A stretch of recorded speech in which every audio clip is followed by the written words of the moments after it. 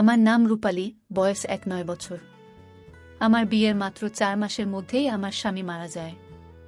আমার স্বামী মারা যাওয়ার 6 মাস পর আমার বাবা মা আমাকে নিতে আসেন, কিন্তু আমি তাদের সাথে যাইনি, কারণ আমি তাদের উপর বোঝা হতে চাইনি। আমাদের বাড়ির অবস্থা ভালো ছিল না, বাবা আমাকে অনেক কষ্টে বিয়ে দিয়েছিলেন। আমার শ্বশুর বাড়ি বেশ ধনী।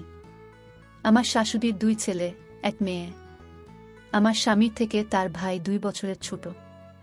স্বামীর মৃত্যুর পর আমি চেয়েছিলাম আমার শাশুড়ি আমার দেওরের সাথে আমার বিয়ে দিয়ে দিক।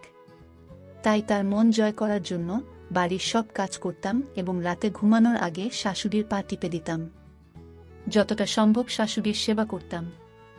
তাকে কখনো আমার উপর বিরক্ত হবার সুযোগ দেইনি, কারণ আমি চাইতাম তিনি আর একবার আমাকে তার পুত্রবধূ বানিয়ে নিক। একটা ননদ ছিল যে বিবাহিত এবং সে খুব কম এ বাড়িতে আসত, কেননা আমার শাশুড়ি তার বিয়ে খুব ধনী পরিবারে দিয়েছিলেন, তাই সে বেশিরভাগই সময় তার শ্বশুর বাড়িতেই থাকত এবং সে সুখী জীবন কাটাচ্ছিল তার শ্বশুর বাড়িতে। কিন্তু যখনই আমার ননদ আসত, আমি তার খুব যত্ন করতাম, তার পছন্দের সব খাবার রান্না করতাম এবং তার বাচ্চাদেরও খুব আদর করতাম।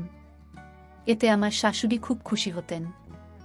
বিয়ের প্রথম দিন থেকেই আমি তার সাথেও খুব ভালো ব্যবহার করেছি এবং তিনি খুশি হয়ে আমাকে অনেক আশীর্বাদ করতেন আর বলতেন, আমি ভগবানের কাছে প্রার্থনা করি আমার দ্বিতীয় পুত্রবধূও যেন তোমার মতো হয়।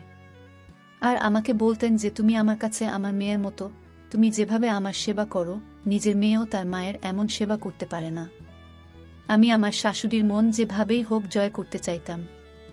আমাদের বাড়িতে শাশুড়ি কথাই শেষ কথা, সবকিছু তার নির্দেশেই হতো, তার সম্মতি ছাড়া বাড়ির একটা পাতাও নড়তে পারত না। যদি কাউকে তার খারাপ লাগতো, তাহলে এই বাড়ির কেউ তার নাম পর্যন্ত বলতেন না, কারণ আমার শাশুড়ি খুবই রাগী মহিলা। শাশুড়ি আমার উপর খুব খুশি, তাই আমার বিশ্বাস ছিল যে তিনি আমাকে তার ছোট ছেলের সাথে বিয়ে দেবেন। আমার দেওর আমেরিকায় ডাক্তারি পড়ছে, তার ফিরে আসার আর মাত্র 3 মাস বাকি। এবং আমি মনে মনে খুশি ছিলাম যে আবার এই বাড়িটা আমার হবে আর আমি এই বাড়ির মালকিন হব, কারণ আমি সারা জীবন দারিদ্র্যের মধ্যে কাটিয়েছি আর এখানে এসে জানতে পেরেছি যে জীবনে সুখ কী জিনিস, তাই আমি এই বিলাসিতা হারাতে চাই না। আমার শ্বশুর বাড়ি খুব ধনী, তাদের অনেক জমিজমা আছে যা তারা তাদের বাপদাদাদের কাছ থেকে বংশ পরম্পরায় পেয়েছেন। এরা বংশ পরম্পরায় ধনী আর আমার দেওরও দেখতে হ্যান্ডসাম এবং স্মার্ট। আমি যদি বাবার বাড়িতে চলেও যেতাম, তাহলে সারা জীবন কিভাবে একা কাটাতাম? কে তার গরিব এবং বিধবা মেয়েকে বিয়ে করবে? তাই আমি যথাসাধ্য চেষ্টা করেছি যে আমার শাশুড়ি যেন তার ছোট ছেলের সাথে আমার বিয়ে দেন। আমারও কি ভাগ্য, যখন আমার বিয়ে হয় তখন আমি খুব খুশি ছিলাম যে আমার বিয়ে একটা বড়লোক বাড়িতে হচ্ছে। এতদিন আমি অভাবের মধ্যে মানুষ হয়েছি, এখন আর অভাবের মধ্যে জীবন কাটাতে হবে না, কিন্তু ভগবান আমার এই সুখ ও মাসের মধ্যেই কেড়ে নিলেন, ও মাসের মধ্যেই আমি বিধবা হয়ে গেলাম। এখন আমি আমার দেওরের সাথে বিয়ে হয়ে এই বাড়িতেই আরামে থাকতে চাইতাম। শাশুড়ির মতো পুরো বাড়িতে কর্তৃত্ব নিজের হাতে চাইতাম। আমি জানতাম এটা একমাত্র সম্ভব আমার দেওর আমাকে বিয়ে করলে, কারণ আমার শাশুড়ি এই ছেলের খুব বাধ্য ছিলেন। তিনি প্রতিটি বিষয়ে তার ছোট ছেলের সাথে পরামর্শ করে করতেন। আমার স্বামী ছোটবেলা থেকেই অসুস্থ ছিল, ছোটবেলার এই দুর্বলতা তার শরীরে যৌবন পর্যন্ত থেকে যায়। সে দেখতে রোগা পাতলা এবং কালো, তাই তো আমার মতো গরিব মেয়ের বিয়ে এত ধনী পরিবারে হয়েছে। তবুও আমি আমার স্বামীর সাথে সুখী জীবনযাপন করতে চাইতাম, কিন্তু আমার স্বামী আমাকে সাথ দেয়নি, তিনি আমাকে ছেড়ে চিরদিনের মতো চলে গেলেন। যদিও আমরা গরিব, কিন্তু আমার বাবা যদি জানতেন যে আমার স্বামীর এমন রোগ আছে যে সে ছোটবেলা থেকেই অসুস্থ, তাহলে আমার বাবা কখনই তার মেয়েকে এই বাড়িতে বিয়ে দিতেন না। আমার বাবা এই কথাটি জানতেন না, তাই আমার শাশুড়ি যখন আমার বাবাকে আমার সম্বন্ধের কথা বলেছিলেন, তখন আমার বাবা রাজি হয়ে যান। আর এইভাবে আমি এই বাড়িতে আসি। কেবলমাত্র 3 মাস সুখে ছিলাম, তারপরে হঠাৎ আমার স্বামীর শরীর খারাপ হলো। আমার শাশুড়ি আমার স্বামীর চিকিৎসার জন্য টাকা জলের মতো ঢেলেছেন, এমনকি চিকিৎসার জন্য তাকে অন্য দেশে পাঠাতে চেয়েছিলেন, কিন্তু তার কাছে সময় খুব বেশি ছিল না। কিছুদিনের মধ্যেই তিনি মারা যান। স্বামীর মৃত্যুর পর আমি 1 বছর ধরে শ্বশুর এবং নন্দের সেবা করছি। কিন্তু সেদিন আমার খুব খারাপ লাগলো, যেদিন আমার শাশুড়ি বললেন যে আমি আমার ছোট ছেলের জন্য মেয়ে খুঁজছি, যাতে তাকে বিয়ে দিতে পারি। মনে মনে ভাবলাম, যদি তাদের সামনে দিনরাত দাসীর কাজ করি, যদি তাদের সেবা যত্ন ঠিকমতো করতে থাকি তাহলে হয়তো আমার শাশুড়ি খুশি হয়ে আমাকে তার ছোট ছেলের বউ বানাবেন। কিন্তু আমি ভাবতেই পারিনি যে আমার সমস্ত পরিশ্রম এবং আশা বৃথা যাবে। একদিন আমি এবং শাশুড়ি খুব নামকরা এক তান্ত্রিক বাবার কাছে গিয়েছিলাম। না জানি কতদিন ধরে আমার শাশুড়ি এই বাবার কাছে আসছিলেন। তিনি প্রতি সোমবার বাবার কাছে আসতেন এবং তার আশীর্বাদ নিতেন। আমরা সেখানে পৌঁছানোর সাথে সাথে ভিখারির লাইনে বসা একটা অন্ধ মেয়েকে দেখে আমার শাশুড়ির বোধ হয় ওর প্রতি করুণা হয়েছিল, তাই তিনি গিয়ে ওর কাছে বসে ওকে জিজ্ঞেস করতে লাগলেন, তোমার কি কোনো অ্যাক্সিডেন্ট হয়েছে? তুমি এখানে কি করছো আর কোথায় থাকো? আমার শাশুড়ি এমনভাবে কথা বললেন যেন তাকে অনেকদিন ধরেই চেনেন। আমি অবাক হয়ে গেলাম যে কেন আমার শাশুড়ি একটা ভিখারির কাছে গিয়ে বসলেন এবং কিভাবে তাকে চেনেন। আমার শাশুড়ি তার কাছে ক্ষমা চাইছিলেন আর বলছিলেন, মা, আমাকে ক্ষমা করে দাও, আমার সাথে আমার বাড়িতে চলে। অন্ধ মেয়েটিকে খুব রাগী দেখাচ্ছিল।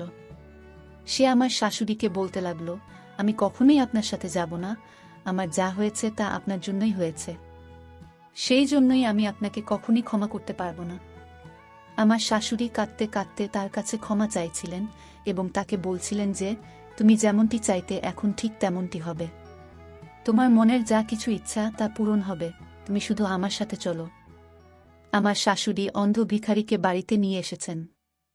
আমি যখন শাশুড়িকে জিজ্ঞেস করলাম, মা, কেন একে বাড়িতে নিয়ে এসেছেন আর এই মেয়েটিকে, তখন আমার শাশুড়ি আমাকে শুধু বললেন যে আমি ওকে আমার ছোট ছেলের সাথে বিয়ে দেব।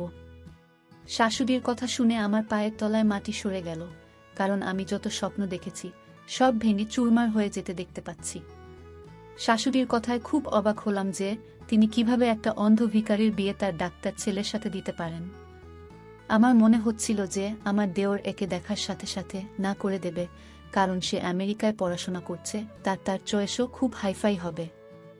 সে কিভাবে একটা অন্ধ ভিখারিকে বিয়ে করবে? আমি তো শাশুড়ির ভাবনা চিন্তা দেখেই অবাক হলাম। কয়েকদিনের মধ্যেই দেওর ফিরে এলো আর শাশুড়ি বিয়ের প্রস্তুতি নিতে শুরু করলেন। সেই অন্ধ মেয়েটি এখন বাড়িতে থাকে, শাশুড়ি তাকে থাকতে আলাদা ঘর দিয়েছেন। সে আমাদের সাথে খুব কমই কথা বলে, বেশিরভাগই সময় ঘরেই থাকত।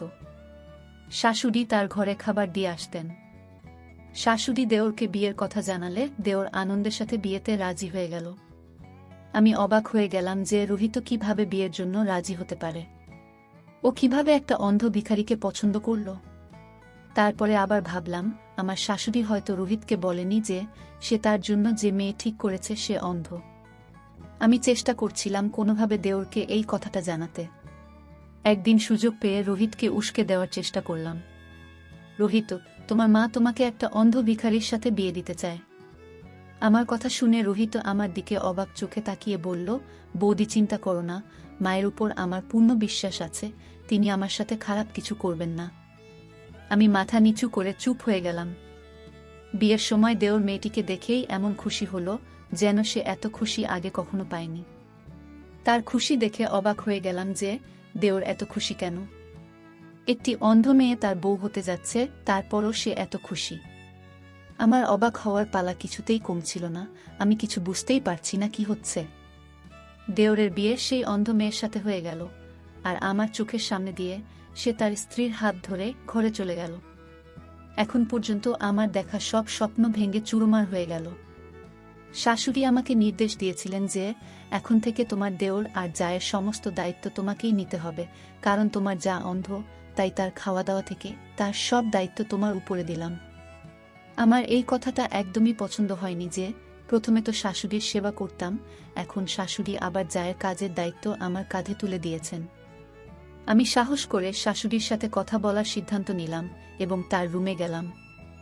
আমি তাকে জিজ্ঞেস করলাম, তিনি আমাকে নিয়ে কি ভাবছেন আর কতদিন আমাকে এভাবে তাদের বাড়ির কাজের মেয়ে বানিয়ে রাখবেন? প্রথমে তো শুধু আপনি ছিলেন, এখন তো আপনি একটি অন্ধ মেয়েকে আমার মাথায় উপর চাপিয়ে দিয়েছেন। আপনি আমার স্বামীর মা, তাই আমি মনে প্রাণে আপনার সেবা করতাম, কিন্তু আমি সেই অন্ধ ভিখারির চাকরানি হতে পারব না।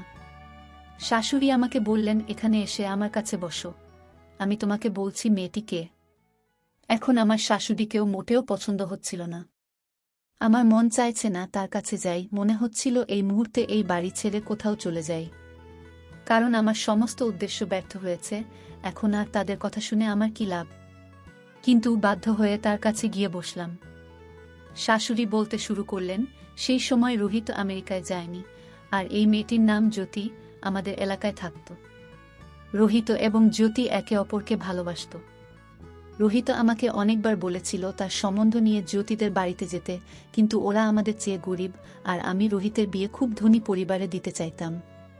রোহিত আমাকে অনেকবার বলেছে যে ভোলা বাসার কাছে টাকার কোনো মূল্য নেই, কিন্তু আমি বুঝতে পারিনি। আমি মেয়েটির বাড়িতে গিয়ে তাদের বলেছিলাম, তোমার মেয়েকে বলে আমার ছেলের থেকে দূরে থাকতে। আমি জানি তোমাদের নজর আমার ধন সম্পদের দিকে, সেই জন্যই তোমরা তোমাদের মেয়েকে দিয়ে আমার ছেলেকে ফাঁদে ফেলেছ, কিন্তু তোমরা যা চাও তা মোটেও হবে না, আমি কিছুতেই এটা হতে দেব না। জ্যোতির্মা কাঁদতে কাঁদতে আমাকে বলছিল যে আমরা আমাদের মেয়েকে এরকম কিছুই বলিনি। আমরা গরিব, কিন্তু আমাদেরও মান সম্মান আছে। আপনি এখানে এসে এরকম নাটক করলে আমাদের মান সম্মান ধুলো মিশে যাবে। ভগবানের দোহাই, দয়া করে এখান থেকে চলে যান। সেই মহিলা আমাকে বলেছিলেন, আজকের পর আমি আমার মেয়েকে আপনার ছেলের সাথে মেলামেশা করতে দেব না। আপনি নিশ্চিত হয়ে বাড়ি যান। আমি যখন তাদের বাড়িতে গিয়ে তাদের কথা শোনাচ্ছিলাম, তখন বাইরে অনেক লোক জড়ো হয়। আশেপাশের সবাই এই তামাশার কথা জানতে পেরে যায়। গরিব মেয়েটির মা লজ্জায় কাঁদছিলেন। আমি বাড়িতে ফিরে আসার পর রোহিত আমার সাথে মোটেও কথা বলছিল না। আমি তাকে খাবার খেতে ডাকলাম, কিন্তু সে খাবার খেতে চাইল না। রোহিতের এই অবস্থা আমি সহ্য করতে পারছিলাম না, কারণ আগে কখনো এমন হয়নি যে রোহিত আমার সাথে কথা বলেনি এবং আমার কোনো প্রশ্নের উত্তর দেয়নি। রোহিত খুব বাধ্য ছেলে ছিল, আমার একবার ডাকাতেই ছুটে আসত। আর এখন এসব হচ্ছে কারণ মেয়েটি তাকে ফোন করে সব বলে দিয়েছে যে আমি তাদের বাড়িতে গিয়ে পুরো পাড়ার সামনে তার বাবা মাকে অপমান করেছি। পরের দিন সকালে রোহিত যখন বাইরে যাচ্ছিল, আমি জিজ্ঞাসা করলাম, কোথায় যাচ্ছ? সে আমাকে বলল যে জ্যোতির সাথে দেখা করতে। আমি তাকে অনেক নিষেধ করলাম, তাকে বললাম যে আমি তাকে কখনো ওই গরিব বাড়ির মেয়ের সাথে বিয়ে দেব না। ওদের নজর শুধু আমাদের ধন সম্পদের দিকে, যা তুমি দেখতে পাচ্ছ না। আমার এসব কথা শুনেও রোহিত বাইরে চলে গেল, সে আমার কথার কোনো উত্তর দিল না। কিছুক্ষণ পর যখন সে ফিরে এল, তখন সে জোরে জোরে কাঁদছিল, আর রুমে গিয়ে সেখানে রাখা সবকিছু ভেঙে তছনছ করে দিল। মনে হচ্ছিল যেন ওর মাথায় পাগলামির ভূত চেপেছে। আমি ওর রুমের দরজায় ধাক্কা দিলাম, কিন্তু ও কোনো উত্তর না দিয়ে রুমের ভিতরেই থাকল। সারাদিন খাবার খেল না। আমি রোহিতের এই অবস্থা মোটেও সহ্য করতে পারছিলাম না, কারণ আমি তার মা, আমি তাকে নিজের জীবনের চেয়েও বেশি ভালোবাসতাম। বর ছেলে আগে থেকেই অসুস্থ, কিন্তু আমি আমার এই ছেলেকেও হারাতে চাইনি। আমি মেয়েটিকে ফ্যামিলি শহর থেকে বের করে দিতে চাই, কারণ আমার মনে হচ্ছিল যে তারা যদি এখান থেকে চলে যায় তবে রোহিতের সাথে মেয়েটির যোগাযোগ থাকবে না, এরপরে ধীরে ধীরে তাকে ভুলে যাবে এবং সবকিছু ঠিক হয়ে যাবে। সেদিন রোহিত রুমে থেকে বের হয়নি। আমি আবার মেয়েটির বাড়িতে যাই এবং মেয়েটির বাবা মাকে বলি যে আপনারা এই শহর ছেড়ে দূরে কোথাও চলে যান। বিনিময়ে তোমরা যত টাকা চাইবে আমি দেব। শুধু আপনার মেয়েকে বলুন আমার ছেলেকে জীবন থেকে সরে যেতে। তখনই জ্যোতি ঘর থেকে বের হয়ে এসে আমাকে বলতে লাগলো, আপনি নিশ্চিত থাকুন, আমি কখনই আপনার ছেলের সাথে দেখা করব না। রোহিত কালও আমার সাথে দেখা করতে এসেছিল, কিন্তু আমি তাকে বাড়ি ফেরত পাঠিয়ে তার সাথে সম্পর্ক চিরতরে শেষ করে দিয়েছি। জ্যোতি আমাকে বলল, আমরা আপনাদের টাকা চাই না, আমরা আগেই ভেবে নিয়েছি যে আমরা এই শহর ছেড়ে আজ রাতেই চলে যাব। আপনার ছেলেকে আমাদের পিছন না নিতে এবং আমাদের শান্তিতে থাকতে দিতে বলবেন। আপনার ছেলেই আমার পিছনে পড়েছিল।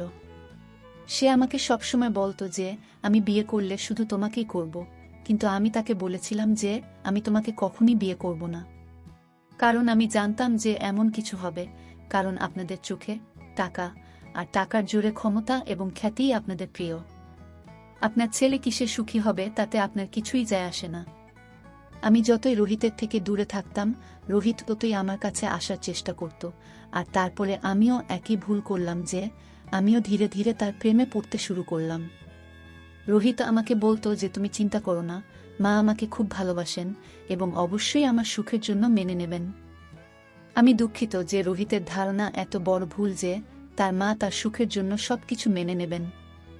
আমি জ্যোতিকে বললাম, আমাকে কিছু বোঝানোর দরকার নেই, যত তাড়াতাড়ি সম্ভব শহর ছেড়ে বেরিয়ে পড়ো এই বলে বাড়িতে ফিরে দেখি রোহিতের অবস্থা খারাপ। ভেবেছিলাম এটা কয়েক দিনের ব্যাপার, ধীরে ধীরে ঠিক হয়ে যাবে এবং জ্যোতিকে ভুলে যাবে, কিন্তু সেরকম কিছুই হলো না। দিন দিন রোহিতের অবস্থা খারাপ হচ্ছিল। সে খাওয়া দাওয়া একেবারেই বন্ধ করে দেয়। এরপর একদিন রোহিত অজ্ঞান হয়ে পড়ে এবং অজ্ঞান অবস্থাতেই জ্যোতির নাম বারবার বলছিল। সেদিন আমি বুঝতে পারলাম, যদি জ্যোতির সাথে আমার ছেলের বিয়ে দিতাম তাহলে আজ এই অবস্থা হতো না। রোহিতকে হাসপাতালে ভর্তি করানো হলো। যেদিন রোহিতের জ্ঞান ফিরল, সে কাঁদছিল আর বলেছিল যে, মা, আমাকে জ্যোতির কাছে যেতে হবে, ভগবানের দোহাই আমাকে জ্যোতির সাথে দেখা করিয়ে দাও। আমি ওকে ছাড়া মরে যাব। আমি ওর সাথে দেখা করতে চাই, কিন্তু ও নিজেই আমার সাথে দেখা করতে চায় না। আমি ওর সাথে দেখা করতে গিয়েছিলাম, কিন্তু ও আমার সাথে সমস্ত সম্পর্ক শেষ করে দেয়, আর ও আমাকে ছেড়ে না জানি কোথায় চলে গেছে। এখনও রোহিত জানত না যে আমি তাকে শহর থেকে চলে যেতে বলেছি।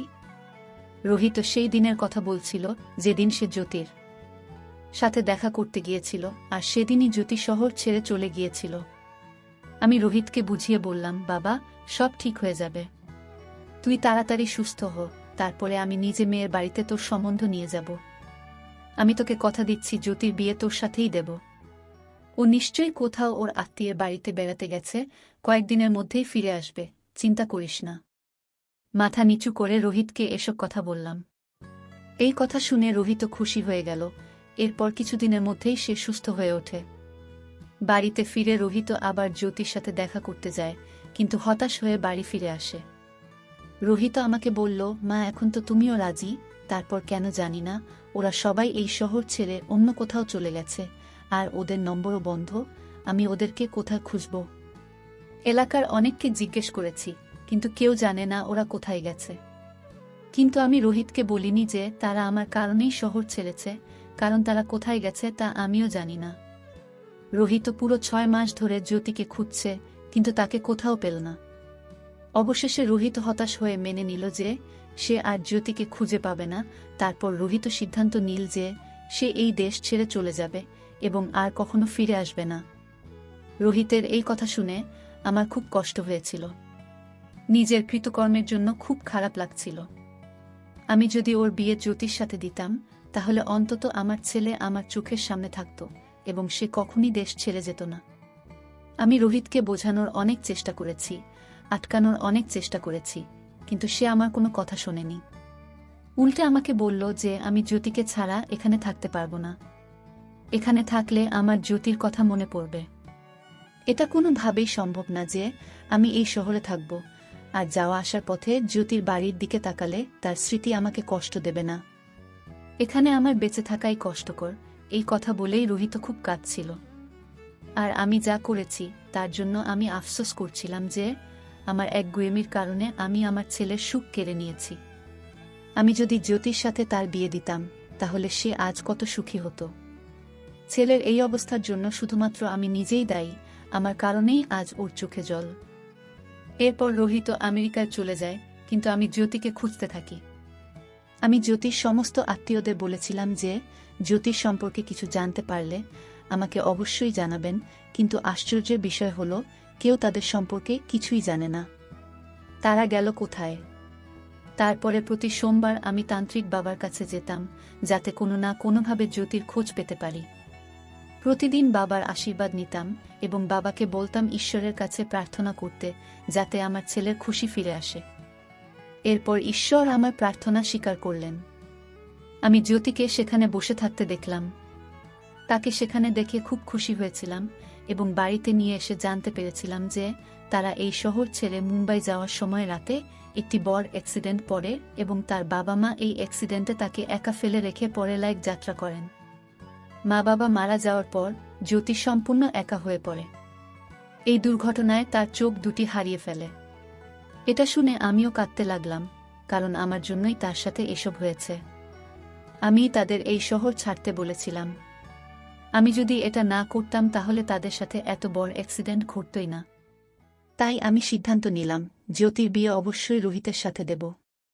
রোহিত ফিরে এসে জ্যোতিকে দেখে খুব খুশি হয়। রোহিতকে খুশি দেখে আমিও চিন্তামুক্ত হয়ে গেলাম।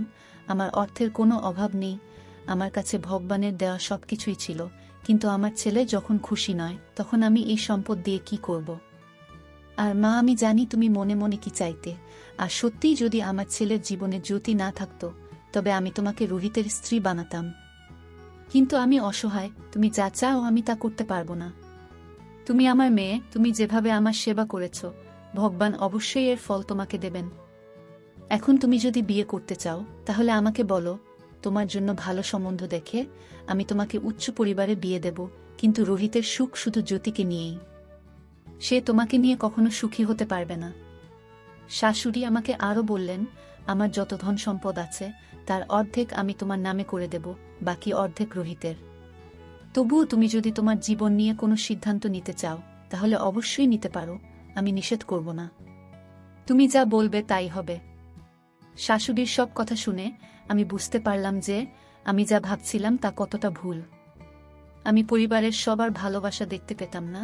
তারা চাইলে তাদের ছেলের মৃত্যুর পরে আমাকে আমার বাবার বাড়িতে পাঠিয়ে দিতে পারতেন, কিন্তু তারা আমার সাথে এরকম কিছুই করেননি। বরং শাশুড়ি আমাকে তার মেয়ে বানিয়ে নিজের কাছে রেখেছেন। শাশুড়ি আরও বললেন, মা, আমার অসুস্থ ছেলের সাথে তোমার বিয়ে দিয়ে আমি তোমার জীবন নষ্ট করেছি বলে তোমার মনে কোনো একখাপ রেখো না। আমি আমার বর ছেলেকে তোমার সাথে বিয়ে দিয়েছি কারণ ডাক্তার আমাকে আশা দিয়েছিলেন যে আমার ছেলে সুস্থ হয়ে যাবে, কিন্তু আমি জানতাম না যে তার জীবন একদিনের। সব কথা শুনে আমি শাশুড়িকে বললাম যে মা, এখন আমি আমার সারা জীবন আপনাদের সঙ্গেই থাকব। এ বাড়িতে এত সুখ পাবো কখনো ভাবিনি। আপনি আমাকে যা দিয়েছেন তা আমার জন্য অনেক, আমি এর বেশি চাই না। আমার শাশুড়ি আমাকে জড়িয়ে ধরে বললেন যে তুমি আমার মেয়ে, তুমি সবসময় আমার মেয়েই থাকবে। শাশুড়ির এই কথা শুনে আমি খুব খুশি হলাম এবং শাশুড়িকে বললাম, মা, আমি রোহিত ও তার বউকে তাদের ঘরে খাবার দিতে যাচ্ছি। শাশুড়িকে আরও বললাম, এখন আপনি ওদের দুজনকে নিয়ে একটু চিন্তা করবেন না, আমি আমার জায়ের যত্ন নেব। তার চোখ নেই তো কি হয়েছে, সে আমার বোনের মতো, আমি তাকে কখনই বুঝতে দেব না যে সে দেখতে পায় না। শাশুড়ি আমার মাথায় হাত রেখে আমাকে আশীর্বাদ করে বললেন, মা, আমি তোমার কাছ থেকে এটাই আশা করেছিলাম। আমি যখন খাবার নিয়ে রোহিতের রুমে গেলাম তখন রোহিতের রুমে আরও 3 জন ডাক্তার বসেছিলেন এবং রোহিত তাদের সাথে জ্যোতির সম্পর্কে কথা বলছিল যে এই সেই মেয়ে যার কথা আমি তোমাদের সবসময় বলতাম। এর নাম জ্যোতি, যাকে আমি খুব ভালোবাসি। আজ ভগবানের কৃপায় আমি জ্যোতিকে পেয়েছি, ওকে পেয়ে আমি খুব খুশি। আমি তো আমার ভাগ্যকে বিশ্বাস করতে পারছি না যে আমি আমার ভালোবাসা পেয়েছি। রোহিতের ডাক্তার বন্ধুরা জ্যোতির অনেক প্রশংসা করছিল এবং জ্যোতি প্রশংসারই যোগ্য, কারণ সে খুব সুন্দরী। রোহিতের ডাক্তার বন্ধুরা জ্যোতিকে নিয়ে আমেরিকাতে আসতে বলল। সেখানে অপারেশন করলে জ্যোতির চোখের জ্যোতি আবার ফিরে আসবে, ওর দৃষ্টিশক্তি আবার ফিরে আসবে শুনে আমি খুব খুশি। এরপর আমরা দুই যা মিলে আনন্দের সাথেই এই বাড়িতে থাকব।